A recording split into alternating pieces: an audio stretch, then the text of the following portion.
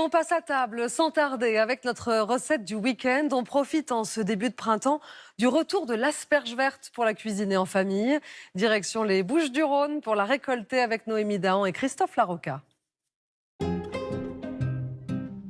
C'est le délice des fins gourmets. L'asperge et sa saveur raffinée. L'arène élancée du potager signe le retour du printemps. Moi, le meilleur, c'est cuit à la vapeur avec un peu de vinaigrette.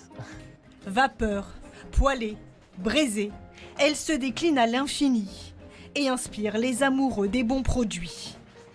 Elle a un goût très particulier, assez herbacé. La recette de ce week-end, une tarte à l'asperge et au fromage de chèvre. Elle s'épanouit au pied du Garlaban. Finie de se cacher sous la terre, la voilà qui pointe son nez dans ses champs de Provence. Elles sont belles, hein. Une année de qualité. Au mois de mars, il a bien plu cette année. On a de belles asperges cette année, bien tendres. Et au plus elles sont charnues, au meilleur elles sont en général.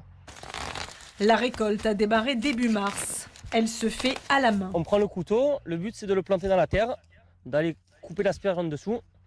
Il faut qu'à peu près elle fasse 20 cm. Donc après, on la recoupe et voilà, là elle est prête à être mangée. Il faut qu'elle soit bien verte, bien droite surtout, et qu'en haut ça soit bien serré et pas étiolé. Donc là on est sur un beau produit de qualité. Bastien Chiapello en ramasse 600 kg chaque année. Avec une saveur moins prononcée que la blanche, l'asperge verte est un produit recherché. Elle botte les passionnés de cuisine, comme Anne Limbourg. Waouh! Toute fraîche. Toute belle. Cette journaliste culinaire adore venir les récupérer directement dans le champ. On est vraiment dans le légume de printemps, on est dans de la douceur, mais un goût quand même bien soutenu. Direction les fourneaux, pour préparer une tarte printanière à 6 mains. Car chez les Limbourg, on cuisine en famille. Aujourd'hui, Margot et Capucine, les filles d'Anne, vont jouer les commis. Je pense que Capucine, elle est devant le robot, donc voilà, elle va faire la pâte à tarte. Pour la pâte, il faut un peu de farine semi-complète, du beurre demi-sel et de l'eau. C'est tout simple, oui.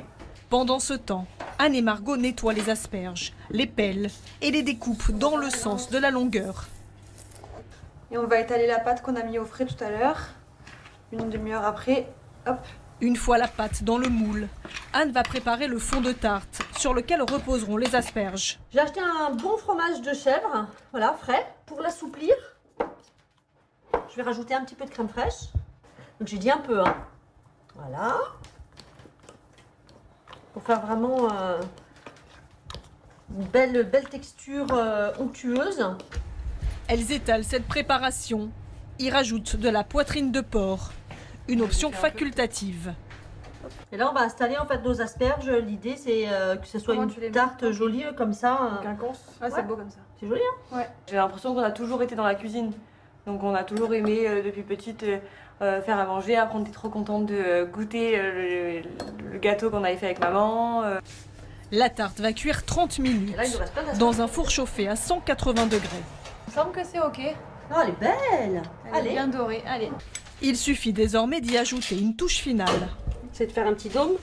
Alors j'adore mettre un petit peu de salade bien assaisonnée. J'ai mis quelques feuilles de coriandre, un petit peu de cébette. Et puis on va mettre quelques fleurs. Des fleurs de brocoli. Et la voilà prête à être dégustée en famille. Et voilà la tarte. Ouais, trop belle. Tadam. Yay. J'adore. Quand on prépare en famille, on a hâte de la manger en famille, on a hâte de la partager. Un partage auquel se prête bien volontiers Yann Limbourg, le papa. On sent bien le goût de l'asperge, on sent bien le petit fromage fondant et chaud qui arrive dessus et une pâte bien croquante je trouve, donc C'est trop bon. le plat est abouti. Je vais rester. L'asperge, l'incontournable des assiettes de printemps. Elle se déguste encore jusqu'au mois de juin.